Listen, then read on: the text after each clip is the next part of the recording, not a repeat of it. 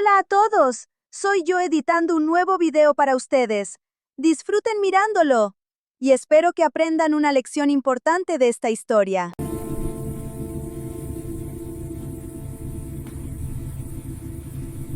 Imagina, noche en París, 1793.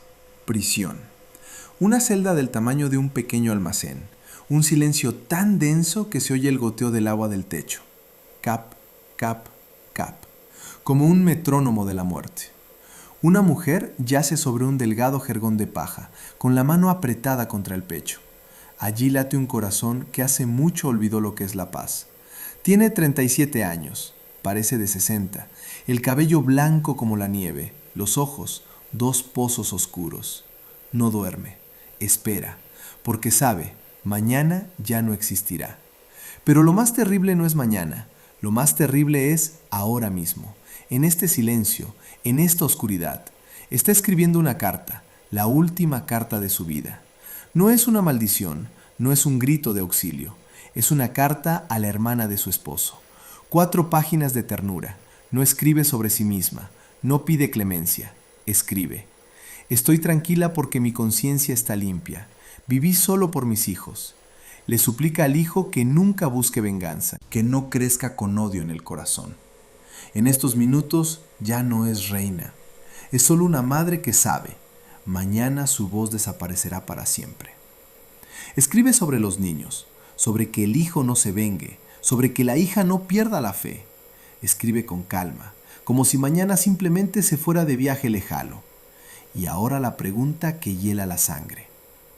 ¿Cómo una mujer a quien el mundo entero odiaba, a quien llamaban monstruo y derrochadora, pudo en sus últimas horas escribir palabras que hacen llorar incluso a quienes la ejecutaron?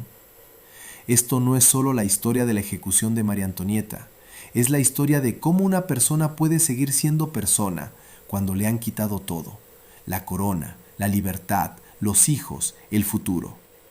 Hoy conocerás lo que pocas veces se muestra, los últimos meses de la reina, no a través del prisma de la revolución, sino a través de sus propios ojos, a través de sus recuerdos, sus oraciones, sus últimas cartas, sus últimos pensamientos. Verás cómo se mantuvo en pie cuando ya no le quedaban fuerzas para sostenerse.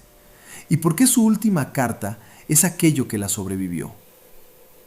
Nació el 2 de noviembre de 1755 en Viena, la 15ª de 16 hijos de la emperatriz María Teresa. Desde niña supo, ella era un instrumento de la política. A los 14 años le entregaron el matrimonio al delfín de Francia, no por amor, por cálculo, la alianza entre Austria y Francia. Llegó a Versalles, extranjera, austriaca, objeto de burlas. El acento, las maneras, hasta la forma de caminar, todo era distinto. La corte se reía. El esposo, tímido, indeciso, tardó 7 años en poder acercarse a ella. Toda Europa hablaba del matrimonio inconcluso. Se sentía rechazada, sola en un palacio inmenso. Para sobrevivir, creó su propio mundo, el Petit Trianon. Allí no era reina, era simplemente una mujer. Caminaba descalza por la hierba, plantaba flores, ordeñaba vacas, jugaba a ser campesina. Allí era feliz. Pero el pueblo solo veía bailes, vestidos, peinados de 1 metro de alto. El pueblo pasaba hambre. Y ella, según los rumores, dijo, si no hay pan, que coman pasteles. Nunca lo dijo. Pero las palabras se pegaron, para siempre. París vivía de rumores. En las calles se vendían folletos baratos donde la dibujaban como un monstruo. Allí escribían sobre orgías secretas, sobre oro, sobre traición. La gente los leía como hoy lee titulares en internet. Y poco a poco, la reina dejó de ser persona. Se convirtió en símbolo, en el que se podía descargar todo el hambre, todo el dolor, toda la furia de Francia. Para 1789 ya era el símbolo de todo lo que el pueblo odiaba: extranjera, mujer en el poder, monarquía. Cayó la Bastilla. Trasladaron a la familia real a París. Fracasó la fuga a Varens. Asaltaron las Tullerías, la Torre del Temple, la ejecución del esposo. Y ahora, ella sola con 2 hijos y la cuñada. Y luego, la conciergería. Celda del tamaño de un pequeño almacén. Paredes húmedas, paja, una sola vela, 2 gendarmes en la esquina, mirando las 24 horas, sin privacidad, sin silencio, sin esperanza. Pero ella resistió. Cada mañana se levantaba, se lavaba, oraba, cosía, agradecía a la sirvienta Rosalie cada pequeño detalle. Rosalie diría después, nunca se quejó, estaba por encima de todo aquello. Recordaba, mucho, con detalle, Viena, jardines, perros, madre, Versalles, bailes, música, esposo, los hijos, sus risas, sus abrazos, sus primeras palabras. Oraba por ellos, por la hija que quedó con la tía, por el hijo que le arrebataron. Pero aquí comienza la parte más terrible de su historia. Su hijo, Luis Carlos, no era solo un niño.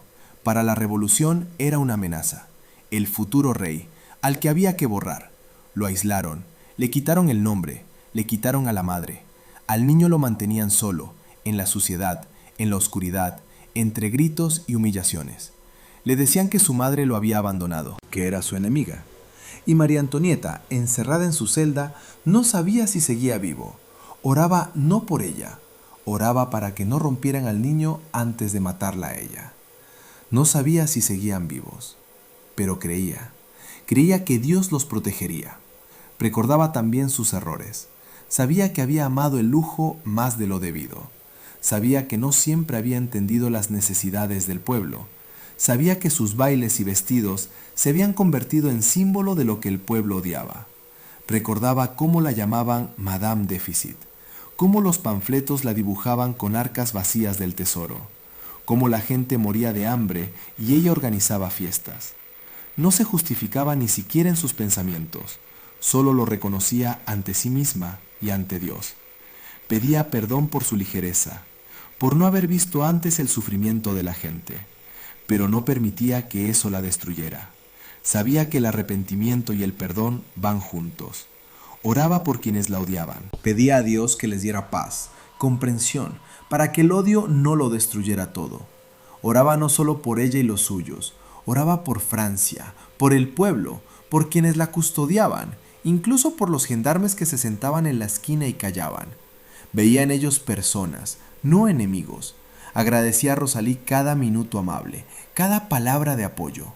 Rosalie recordaba cómo la reina a veces cantaba, bajo, casi en susurro, viejas canciones austriacas que cantaba a sus hijos. Cómo sonreía cuando Rosalie hablaba de su familia. Cómo le decía, eres buena chica, Dios te protegerá. Cómo compartía el último trozo de pan si Rosalie parecía cansada. Esos pequeños momentos eran su manera de seguir siendo humana. Pensaba en el futuro, no en el suyo, sino en el de los hijos. Esperaba que María Teresa encontrara felicidad, que Luis Carlos creciera fuerte y bueno.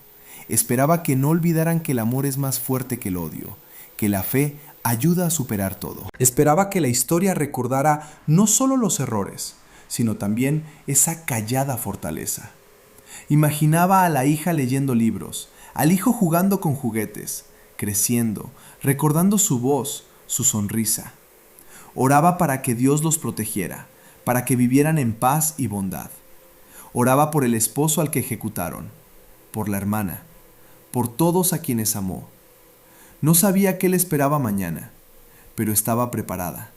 Preparada para enfrentar el fin con la misma calma con la que enfrentaba cada día en esa celda. Preparada para perdonar, amar, rezar. Preparada para ser ella misma hasta el final. Rosalie recordaba cómo la reina a veces miraba por la pequeña ventana, hacia donde había un pedacito de cielo. Cómo susurraba oraciones en alemán, el idioma de la infancia, el idioma del hogar.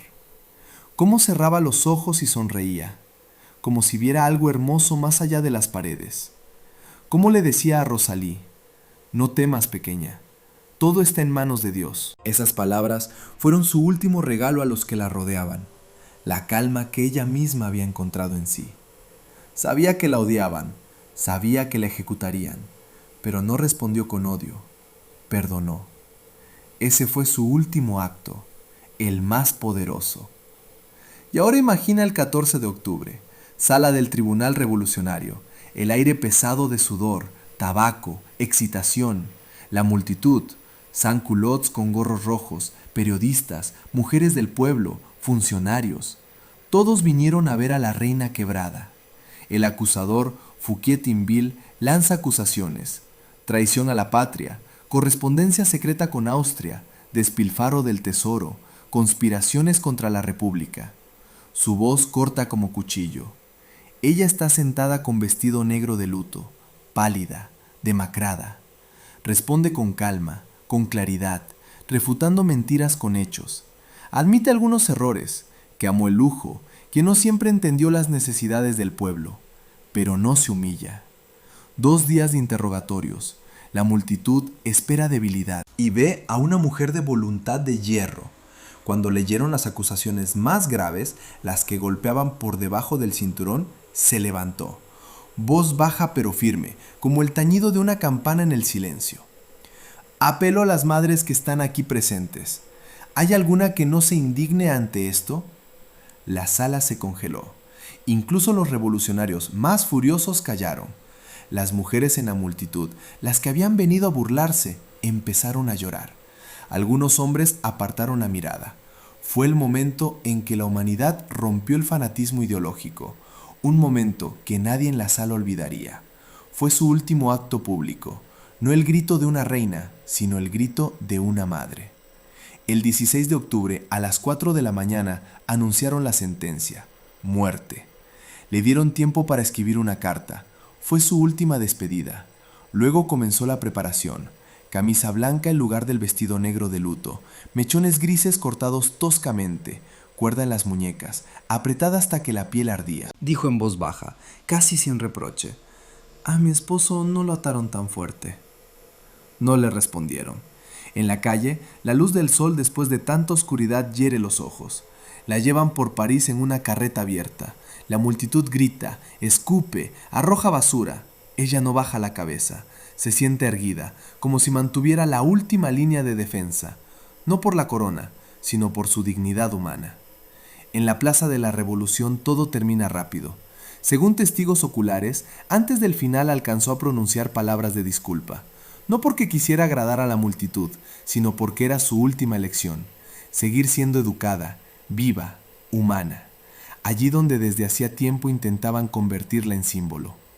María Antonieta no fue perfecta. Amó el lujo, no siempre entendió al pueblo, cometió errores, pero en sus últimos meses hizo lo que pocos logran. No respondió con odio al odio. Su carta y su serenidad sobrevivieron al veredicto y a los gritos de la plaza. Y por eso, hoy recordamos no la caricatura de los panfletos, sino a la mujer que al final eligió el perdón. Esa carta que escribió a las 4 de la mañana no es solo papel, se convirtió en su verdadero testamento. Sobrevivió a ella, interceptada, guardada en archivos, olvidada durante décadas y luego encontrada. Cuando ya no estaban ni los hijos, ni la hermana, ni aquellos a quienes amó, pero las palabras quedaron y hablan más fuerte que cualquier panfleto, cualquier acusación. Rosalie Lamorlier, la sirvienta que la vio cada día, vivió muchos años. Contó sobre la reina hasta su muerte y nunca habló de debilidad, solo de dignidad, de cómo una mujer en el infierno siguió siendo bondadosa. La hija, María Teresa, sobrevivió. Se casó, tuvo hijos, vivió su vida, pero hasta el final llevó en el corazón esa fuerza callada de la madre, la fuerza que no se quebró ni cuando todo le fue arrebatado. María Antonieta no venció la revolución, venció algo mayor, el miedo, el odio, la desesperación. Mostró que incluso al final, cuando no queda nada, se puede dejar atrás luz. Luz que se lee en su carta, luz que se recuerda en sus palabras, luz que vive en nosotros cuando elegimos el perdón en lugar de la venganza. Esa es la verdadera historia de María Antonieta, no sobre la corona, no sobre la ejecución, sobre una mujer que en sus últimos meses eligió la humanidad.